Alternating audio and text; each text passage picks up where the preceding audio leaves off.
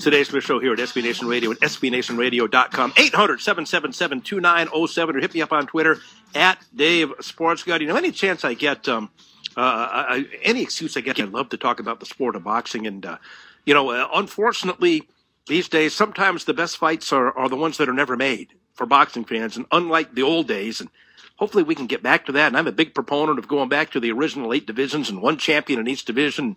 I need to be commissioner of boxing. I'm going to say that right now. Make Dave Smith the commissioner of boxing, and these great fights would get made. Put me in charge. Oh, you guys don't want to fight each other? Oh, okay. How'd you both like a 1-year suspension? How'd you like not getting any fights and not making any money? You got 30 days to sign. That's how Commissioner Dave Smith handles this. From this point forward, we're going back to the original 8 divisions, one champion in each division. How do you like them apples, alphabet organizations? Bud Crawford and Errol Spence, you don't want to fight each other? Okay. Your licenses are both suspended for 2 years. How do you like them apples? See, that's what a commissioner does. Today's Smith Show here at SB Nation Radio and SBNationRadio.com. Let's get to the true expert on all of these things. Montero on boxing is a must-watch on the YouTube channel. Also writes for Ring Magazine Boxing Monthly. Expert on all things boxing. Here he is, the great Mike Montero. What's up, my friend? How you doing, Dave? Hey, you know what? You've got my vote for boxing commissioner, sir. Just want you to know that. That's right. Because boxing, unlike the other sports, doesn't have a commissioner. They need somebody in charge. I'd be like the Dana White of boxing. Put me in charge. Well, I think you could help clean it up. The only difference, I got to say this, boxing is a global sport. So you'd have to be global commissioner. I don't know. That might be too much power for you, Dave. I don't know. Oh, boy. Anybody who knows me, a little power would go to my head immediately. I'd be a tyrant if you gave me any power.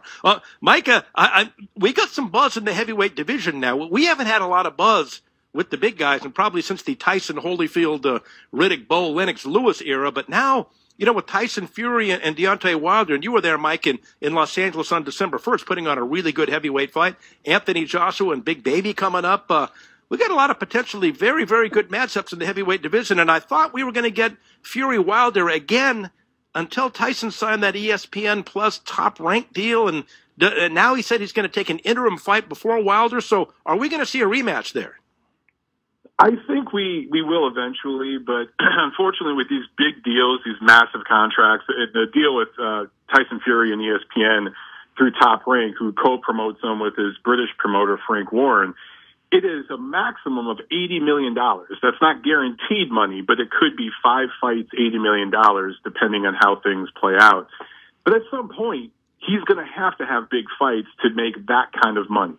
And ESPN knows that. But when you have a multi-fight commitment like that for several years, the network kind of dictates the terms. You know, you're at their mercy. And they're going to want a showcase fight. They're going to want a tune-up fight. They're going to want to build up that rematch with Deontay Wilder. Now, this is hot off the presses.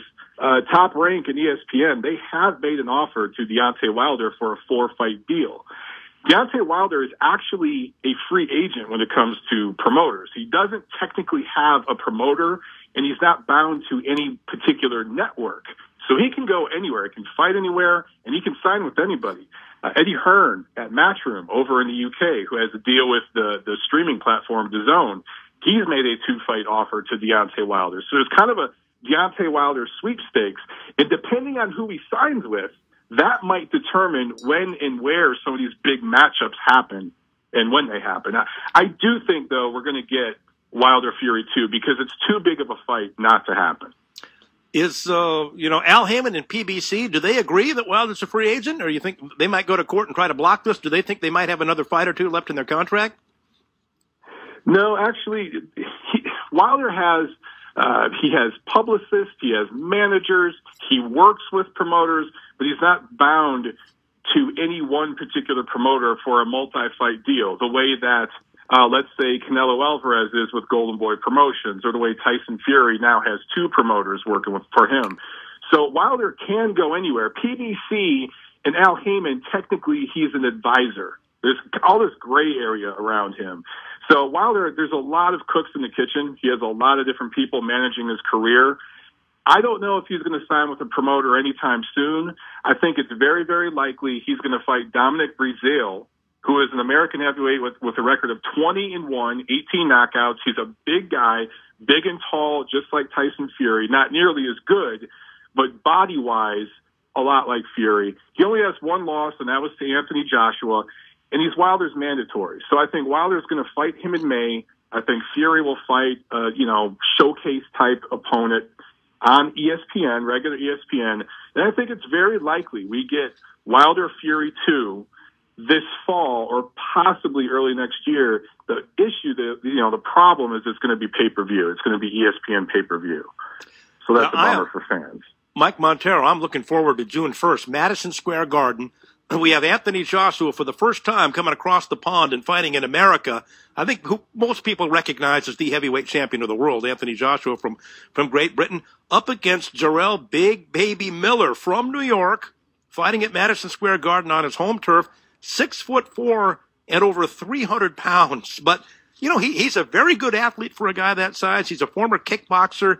He's got 24-0, I think, with a draw and 20 knockouts. Mike Montero, how good is his chin? Can he hang in there? And could he win this fight? I don't see him winning the fight. I mean, it's boxing. It's the heavyweight division. Anything can happen. You mentioned Big Baby's weight. I mean, they don't call him Big Baby for nothing. He is, generally speaking, he walks into the ring around 300 pounds, but he moves and he's nimble. Kind of like an NFL lineman. He kind of has that sort of nimbleness and athleticism to him. He spent a lot of time sparring with the Klitschko brothers, the last great heavyweights that we've seen of the last generation. So he has a lot of experience training with those guys, former kickboxer. He's very comfortable fighting. But he's never fought anybody on the level of an Anthony Joshua. I do think he's crafty enough to survive in there. I think it could likely go the distance. I think Anthony Joshua is going to have some nerves fighting in America for the first time. This whole thing is, his promoter, Eddie Hearn, they're bringing Anthony Joshua over to America to try to get some promotion going here so that they have leverage at the negotiating table with the eventual winner between Wilder Fury 2. That's what this whole thing is. They're planning all this out over the next couple of years. These promoters, they see everything 2-3 years down the line. I do think Joshua gets the W, but I do think it's going to be tougher than a lot of people think. I think it goes the distance, but he wins the decision. You know what I'm surprised about, Mike Montero from Montero on Boxing on the YouTube channel and Ring Magazine and Boxing Monthly?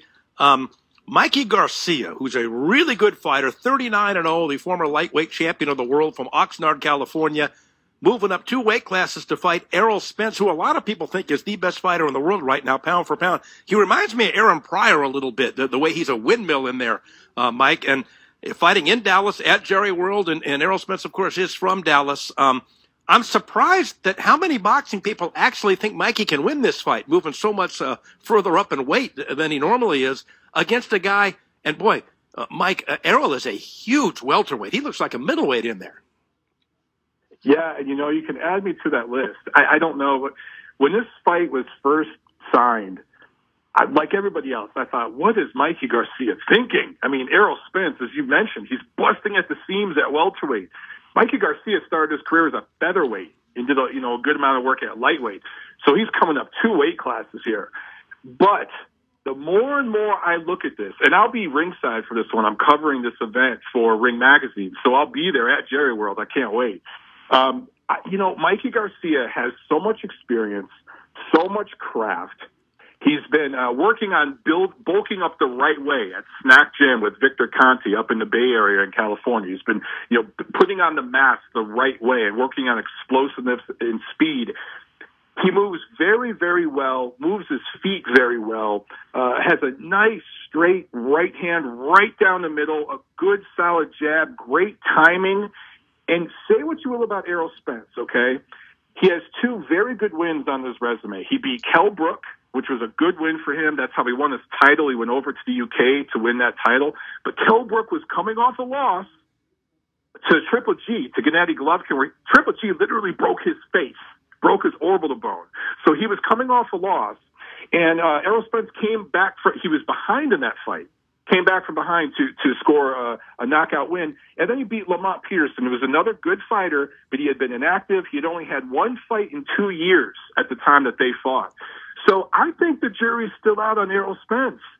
He looks like the goods, but he hasn't fought a great fighter in their prime like Mikey Garcia. So call me crazy, but I'm starting to think Garcia has a real shot in this thing. Now, Mike, should Errol Spence be concerned in red flags that Mikey Garcia is up in the Bay Area training with Victor Conte, and we all know his history with PEDs and steroids and going to prison for that. How much strict drug testing are they going to demand? And do you think that's something they need to be worried about? They're doing strict drug testing for this fight through VADA. And, I understand Victor Conte definitely has a colorful past, but he has really, really led the charge in performance-enhancing drug testing in boxing, just advancing it. He was a big part with just VADA, the Voluntary Anti-Doping Association. I'm probably mixing up the words a little bit there, but VADA is the best drug testing in all of fight sports, not just boxing. It is the gold standard. And Victor Conte has had a big part in that, leading the charge for more stringent drug testing. And these two guys are doing VADA testing, so there's nothing to worry about there. I think, there's a lot of people out there who are suspicious of Errol Spence, because he looks so powerful and so dominant in some of his fights. He's doing drug testing too. So that's another great thing about this. You're getting two guys undefeated. Spence is 24-0. Mikey Garcia is 39-0. Challenging each other at Jerry World, and there's drug testing. So you can't ask for more than that. Now, Mike, let's be honest about this. Errol Spence is from Dallas. He's a local, born and raised there. He's a Dallas world champion. You'd think, wow, what a home field advantage at Jerry World, the local kid from Dallas. But let's get in the real world here. Mikey Garcia being a Mexican-American, even though he's from Oxnard in the Los Angeles area, I'll bet you he's going to have more fans there that night than Errol Spence does.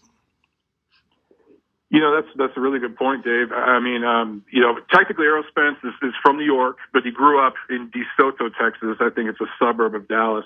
And, came up through the amateur system there. He's well known. He's had a couple of fights now there as a pro, and he's done very well. They've sold well. But Mikey Garcia is going to bring the Mexican-American fan contingent out. Canelo Alvarez has fought there at Jerry World before, and he's fought in Houston. The Mexican-American fans are really building up a boxing scene there in Texas. It's not quite where California is yet, but it's getting there. So you're probably right. It's going to be fun. And I'll definitely, I'll have to come on and we'll do a spot that night. We'll do a segment together, and I'll let you know how the atmosphere is. But it's probably going to be 60-40 Garcia. But I don't know. It's going to be a lot of fun, though. Maybe more. Tell us where we can find you on the YouTube channel, because that is a must-watch for people who love boxing. Yeah, please find my channel. It's Montero on Boxing, and all my social media is at that handle. I do a podcast every Monday. It's called The Neutral Corner. It's out there on Spotify, iTunes, Spreaker, everywhere where you find podcasts. And, in fact, we start going live every Monday, 7 p.m. Eastern this Monday. So find me on YouTube, and we'll be going live Monday at 7 p.m. on my channel, Montero on Boxing. Great stuff, Mike, and of course we'll have you on again real soon to talk more boxing. And good luck, and that's going to be a lot of fun. We're gonna have you on live from Jerry World for Spence and Mikey Garcia. Absolutely, I can't wait. I've never been to that arena, so I'm really looking forward to it. Or that stadium, I should say. I'm really looking forward to it. Good stuff, Michael. Good talking to you again. All right, have a good one, Dave. And there he goes.